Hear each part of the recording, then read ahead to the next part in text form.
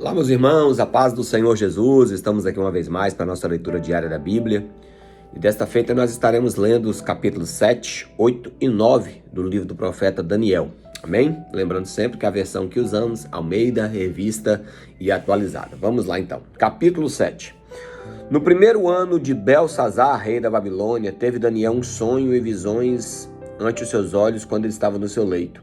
Escreveu logo o sonho e relatou a suma de todas as coisas. Falou Daniel e disse: Eu estava olhando durante a minha visão de noite, e eis que 4 ventos do céu agitavam o mar grande, que é o mar Mediterrâneo, tá? 4 animais grandes, diferentes uns dos outros, subiam do mar. O primeiro era como um leão e tinha asas de águia. Enquanto eu olhava, foram-lhe arrancadas as asas, foi levantado da terra e posto em 2 pés, como homem, e lhe foi dado uma mente de homem. E continuei olhando, e eis aqui o segundo animal, semelhante a um urso, o qual se levantou sobre um dos seus lados, e na boca, entre os seus dentes, trazia 3 costelas, e dizia: Levanta-te e devora muita carne. Depois disso, continuei olhando, e eis aqui outro, semelhante a um leopardo, que tinha nas costas 4 asas de ave, e tinha também este animal 4 cabeças, e foi-lhe dado domínio. Depois disso, eu continuava olhando as visões de noite, e eis aqui o 4º animal, terrível e espantoso, e sobremodo forte, o qual tinha grandes dentes de ferro, e devorava e fazia em pedaço, e pisava aos pés do que sobejava. Era diferente de todos os outros animais que apareciam antes dele, e tinha 10 chifres. Estando eu a observar os chifres, eis que entre eles subiu um outro chifre pequeno, diante do qual os 3 primeiros chifres foram arrancados, e eis que nesse chifre havia olhos como de homem, e uma boca que falava com insolência, ou blasfêmias, Continuei olhando, até que foram postos os tronos, e o ancião de dia se assentou. Sua veste era branca como a neve, e seus cabelos da cabeça como a pura lã. E o seu trono eram chamas de fogo, e as suas rodas eram como de fogo ardente. Um rio de fogo manava e saía de diante dele, e milhares de milhares o serviam, e miríades de miríades estavam diante dele. Assentou-se o tribunal, e se abriram os livros. Então estive olhando, por causa da voz das insolentes palavras que o chifre proferia. Estive olhando e vi que o animal foi morto, e o seu corpo desfeito e entregue para ser queimado. Quanto aos outros animais, foi-lhe tirado o domínio. Todavia, foi-lhes dada prolongação de vida por um prazo de tempo. Eu estava olhando nas minhas visões de noite, e eis que vinha com as nuvens do céu, como do filho do homem, e dirigiu-se ao ancião de dias, e o fizeram chegar até ele, e foi-lhe dado o domínio, a glória, o reino, para os povos, nações, homens e todas as línguas servissem, e o seu domínio é domínio eterno, e não passará, e o seu reino jamais será destruído. Quanto a mim, Daniel, o meu espírito ficou alarmado dentro de mim, e as visões da minha cabeça me perturbaram. Cheguei-me a um dos que estavam perto, e lhe pedi a verdade acerca de tudo isso. Assim ele me disse e me fez saber da interpretação das coisas. Estes grandes animais são 4 reis que se levantarão da terra, mas os santos do Altíssimo receberão o reino e possuirão para todo sempre, de eternidade em eternidade. Então tive desejo de conhecer a verdade a respeito do 4º animal, que era diferente de todos os outros, muito terrível, e cujos dentes eram de ferro, e cujas unhas eram de bronze, que devorava e fazia em pedaços, e pisava aos pés tudo que sobejava. E também a respeito dos 10 chifres que tinha na cabeça, e do outro chifre que subiu, diante do qual caíram 3, daquele chifre que tinha olhos e uma boca que falava com insolência, e parecia mais robusto do que os seus companheiros. Eu olhava, e eis que esse chifre fazia guerra contra os santos, e prevalecia contra eles, até que veio o ancião de dias e fez justiça aos santos do Altíssimo, e veio o tempo em que os santos possuirão e virá o tempo em que os santos possuirão o reino. Então ele disse: o 4º animal será o 4º reino da terra, o qual será diferente de todos os outros reinos. Ele devorará toda a terra e pisará os pés e fará em pedaços. Os 10 chifres correspondem aos 10 reis que se levantarão daquele mesmo reino, e depois dele se levantará um outro, o qual está diferente dos primeiros, e abaterá 3 reis, proferirá palavras contra o Altíssimo, magoará os santos do Altíssimo, e cuidará em mudar os tempos e a lei, e os santos lhe serão entregues nas mãos, por 1 tempo, 2 tempos e metade de 1 tempo. Mas depois se assentará ao tribunal para lhe tirar o domínio, para destruir e o consumir até o fim. E o reino, e o domínio, a majestade, os reinos debaixo de todo o céu serão dados ao povo dos santos do Altíssimo, e o seu reino será um reino eterno, e todos os domínios servirão e lhe obedecerão. Aqui terminou o assunto. Quanto a mim, Daniel, os meus pensamentos muito me perturbaram, e o meu rosto se empalideceu, mas guardei essas coisas no coração. Irmão, isso aqui é um pouco de escatologia, tá?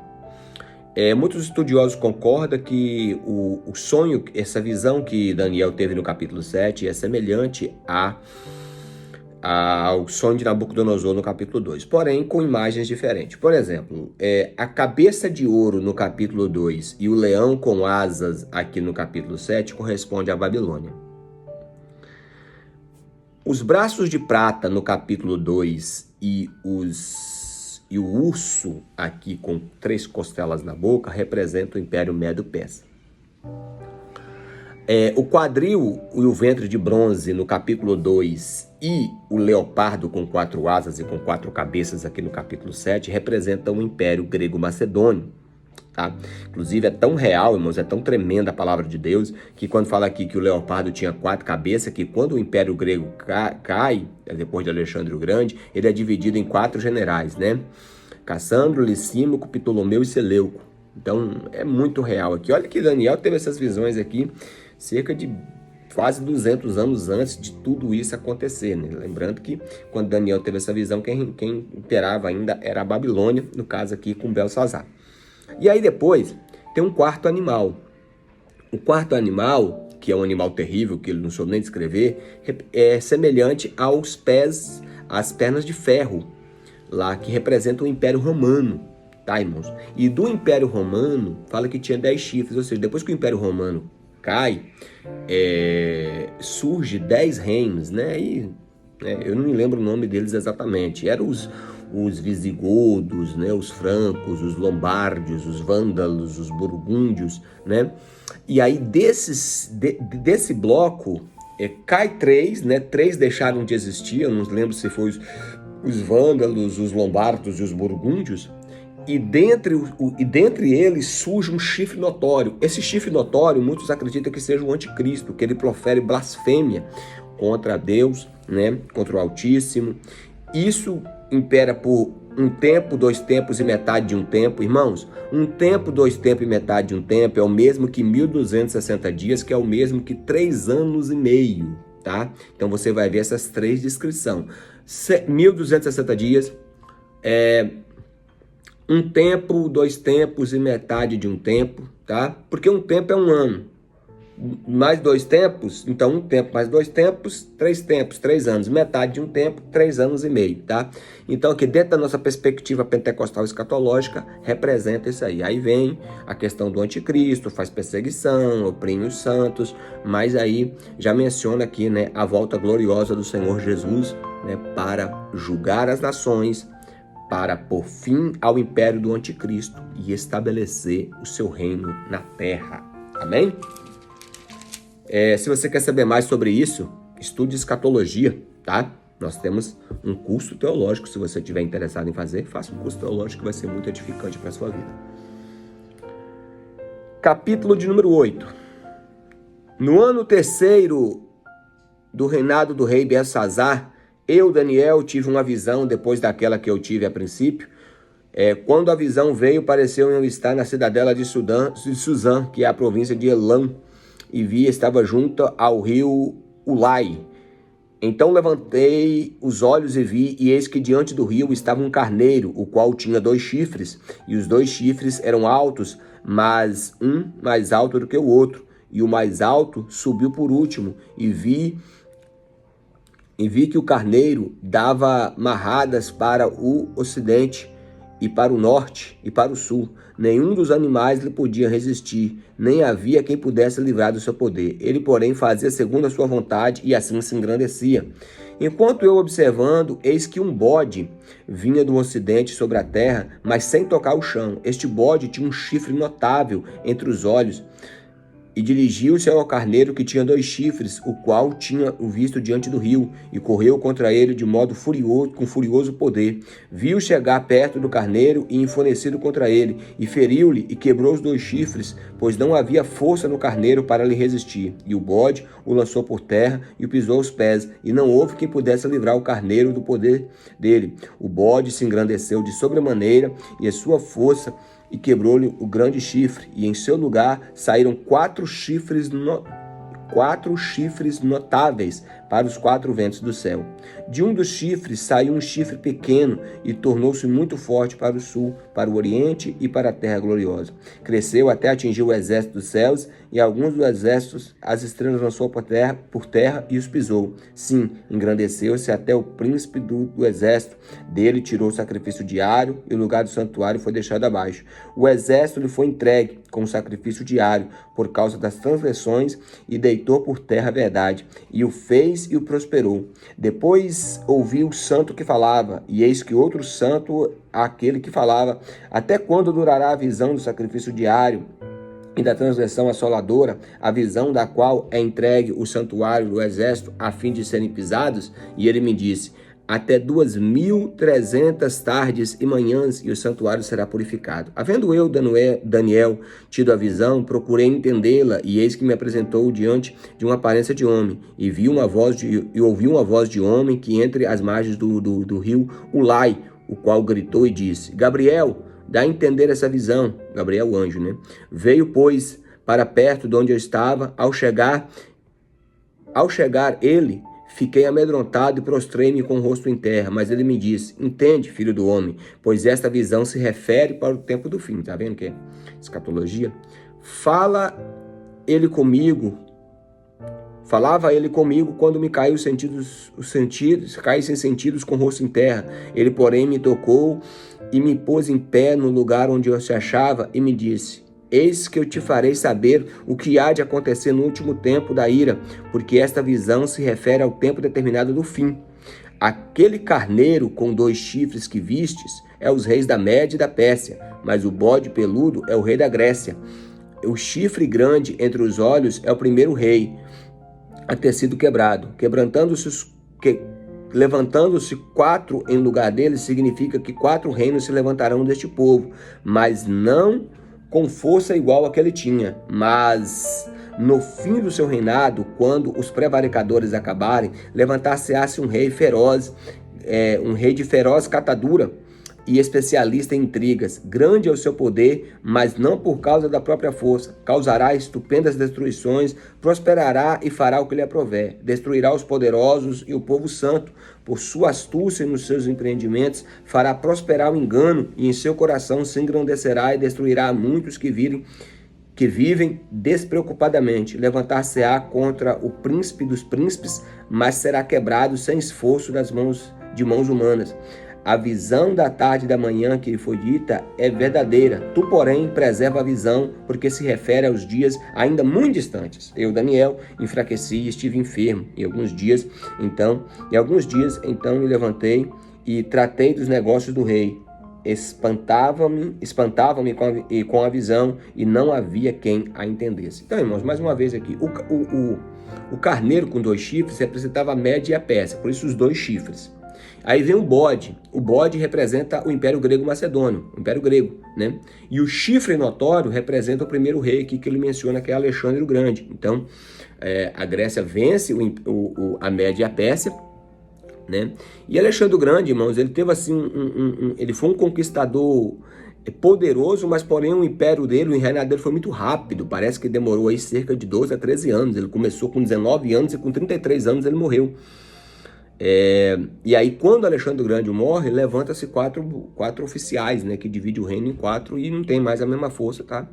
Desses surge um antítipo que se chama Antíoco Epífanes, que ele foi muito violento, ele fez guerra contra o povo judeu, ele mandou sacrificar um porco no altar de holocausto, o porco que é um animal imundo para os judeus, enfim, ele foi uma profanação, né? Ele profanou, mas também essa profecia se refere ao tempo do fim, ou seja, se refere sim ao anticristo, tá? Que ele perseguirá, inclusive no capítulo 9 mais fala sobre isso. Então, esses capítulos aqui, irmãos, incluem muito escatologia. É claro, inclui, né, Deus no domínio da história. Veja que está falando da sucessão dos reinos, a Babilônia, a Média-Pérsia, a Grécia, Roma, o Império Romano, mas também fala do tempo do fim, das coisas que irão acontecer.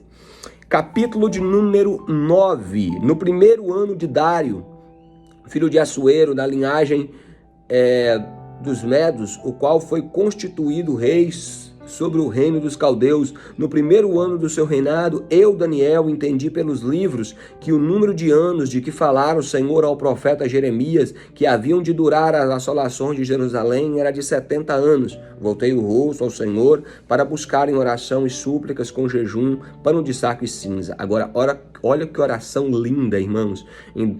Em Daniel capítulo 9, a partir do versículo 4. Orei ao Senhor meu Deus, confessei e disse: Ah, Senhor, Deus grande e temível, que guarda a aliança e a misericórdia para com aqueles que amam e guarda os seus mandamentos.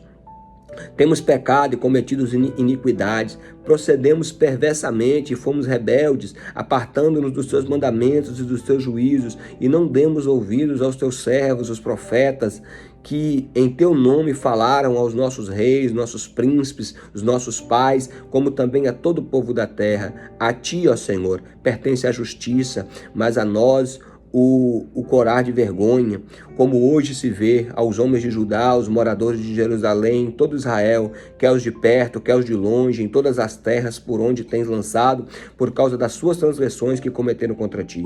Ó Senhor, a nós pertence o corar de vergonha, e os nossos reis, os nossos príncipes, os nossos pais, porque temos pecado contra ti. Ao Senhor nosso Deus pertence a misericórdia, o perdão, pois temos rebelado contra ele, e não obedecemos à voz do Senhor nosso Deus, para andarmos nas suas leis, que nos deu por intermédio dos seus servos, os profetas. Sim, todo Israel transgrediu a tua lei, desviando-se para não obedecer a tua voz. Por isso, a maldição e as imprecações que estão escritas na lei de Moisés, servo de Deus, se derramaram sobre nós, porque temos pecado contra ti. Ele confirmou a sua palavra, que falou contra nós e contra os nossos juízes que nos julgavam, e fez vir sobre nós esse grande mal, porquanto nunca debaixo do céu aconteceu o que se deu em Jerusalém. Como está escrito na lei de Moisés, todo este mal nos sobreveio. Apesar disso, não temos implorado o favor do Senhor nosso Deus, para nos convertermos das nossas iniquidades e nos aplicarmos à tua verdade. Por isso, ó Senhor, ele cuidou de trazer sobre nós esse mal e fez vir sobre nós, pois justo é o Senhor, nosso Deus, em todas as suas obras que faz, pois não obedecemos a sua voz. Na verdade, ó Senhor, nosso Deus, que tiraste o teu povo da terra do Egito com mão poderosa e a ti mesmo adquiriste renome, como hoje se vê. Temos pecado e procedido perversamente. Ó Senhor, segundo as tuas justiças, aparta-te a tua ira e o teu furor da tua cidade, da cidade de Jerusalém e do teu santo monte, porquanto por causa dos nossos pecados e por causa das iniquidades dos nossos pais se tornaram Jerusalém o seu povo em opróbrio para todos os que estão ao redor de nós. Agora, pois, ó Deus nosso, ouve a oração do teu servo e as suas súplicas sobre o santuário assolado e faz resplandecer o teu rosto por amor do Senhor. Inclina, ó Deus meu, os ouvidos e ouve e abre os olhos, olha para a nossa desolação e para a cidade que é chamada pelo teu nome, porque não lançamos as nossas súplicas perante a tua face e fiamos as nossas justiças, em suas misericórdias. Ó Senhor, ouve, ó Senhor, perdoa, ó Senhor, atende-nos, age, não te retardes, por amor de ti mesmo, ó Senhor meu Deus, porque da tua cidade o teu povo são chamados pelo teu nome. Que oração linda, né, irmãos? Oração de arrependimento. E aqui, para concluir o capítulo 9, vem a famosa profecia das 70 semanas. Falava eu ainda e orava e confessava o meu pecado e o pecado do povo de Israel e lançava a minha súplica perante a face do Senhor, o meu Deus, pelo monte santo de Deus, falava eu ainda na oração, quando o homem Gabriel, que eu tinha observado na minha visão a princípio, veio rapidamente voando e me tocou na hora do sacrifício da tarde. Ele queria instruir-me, falou-me comigo e disse: Daniel, agora sai para fazer-te entender o sentido. No princípio das tuas súplicas saiu a ordem e eu vim para tu declarar, porque és muito amado. Considera, pois, a coisa e entende a visão. 70 semanas estão determinadas sobre o teu povo e sobre a tua santa cidade, para fazer cessar a transgressão, para dar fim aos pecados, para expiar a iniquidade e trazer a justiça eterna, para selar a visão e a profecia e para ungir o santo dos santos. Sabe e entende, desde a saída da ordem para restaurar e para edificar Jerusalém, até ungido o príncipe, 70 semanas e 62 semanas, e as praças e as circunvizinhanças se reedificarão, mas em tempos muito angustiosos. Depois das 72 semanas, será morto ungido, e já não estará mais. E o povo de um príncipe que adivinha destruirá a cidade, o santuário, e o seu fim será como um dilúvio. Até o fim haverá guerra, desolações, e estão determinadas. Ele firmará uma aliança com muitos por 1 semana, mas na metade da semana fará cessar o sacrifício e a oferta de manjares, e sobre a asa das abominações virá o assolador, até que a destruição que a destruição que está determinada se derrame sobre ele. Meus irmãos, então aqui, eu não vou dar muitos detalhes, porque é um estudo muito minucioso, tá? Mas o que eu fico mais impactado com as 70 semanas é a exatidão das coisas. Ou seja, essas 70 semanas, elas estão divididas, tá, em 3 blocos, tá? Mas o que chama a atenção aqui, tá, que fala que o Messias, o ungido seria tirado e já não seria mais. E ele dá a data certa, desde a ordem de edificar Jerusalém até a morte do Messias, do ungido, 69 semanas. Irmão, se você pegar, é claro que essas semanas aqui são semanas de anos, tá? Não são semanas de dias. Então a semana profética, cada dia representa um ano. Então cada semana representa 7 anos, tá? Então, quando a gente fala de 69 semanas, é só você multiplicar 69 por 7 que você vai ter a quantidade de anos, que se eu não me engano são 483 anos. Se você pegar desde a ordem de reedificar Jerusalém até o dia que Jesus foi morto, dá exatamente essa data, 483 anos. Lembrando que o ano são 360 dias, né? Não tem um ano de 365. Se você fizer pelo nosso calendário, a conta vai dar errado. Mas é a exatidão das coisas. E aí, na morte do Messias, as semanas pararam. É por isso que nós, pentecostais, nós cremos assim. E aí, no arrebatamento da igreja, quando Jesus arrebata a igreja, inicia-se então a 70ª semana, que será dividida em 2 períodos de 3 anos e meio, como ele fala aqui, tá? O anticristo, ele vai fazer um pacto com Israel, né, de 7 anos, porém, na metade, em 3 anos e meio, ele quebra, porque ele quer se apresentar a Israel como sendo o seu Messias. E aí Israel não vai aceitar, né? E aí ele quebra a aliança e ele fará perseguição ao povo, né? E aí a gente sabe, né? A gente vê lá no livro de Apocalipse que, consequentemente, o Senhor virá com poder, grande glória e vai julgar, né, o império da besta e estabelecer o seu reino. Tá, irmão? Se você quiser saber mais sobre escatologia, se você quiser saber mais sobre as 70 semanas, eu tenho um estudo, eu mando para você, caso você se interesse, e faça um curso de teologia para você se aprimorar mais nesses eventos aí sobre o fim. Amém? Obrigado, irmãos, por assistir mais esse vídeo. Deixa aí o seu joinha, tá? O seu like, para que o YouTube considere o conteúdo como relevante, possa indicar para mais pessoas. Que os irmãos possam também se inscrever no canal, caso você não é inscrito. Você possa compartilhar, e quando você compartilhar, peça para o seu amigo, para o seu familiar, para se inscrever no nosso canal também, todos os dias, durante todo este ano de 2024. Nosso propósito foi de postar todos os dias o vídeo da leitura diária bíblica, amém? E claro, em primeiro lugar, leia a palavra de Deus.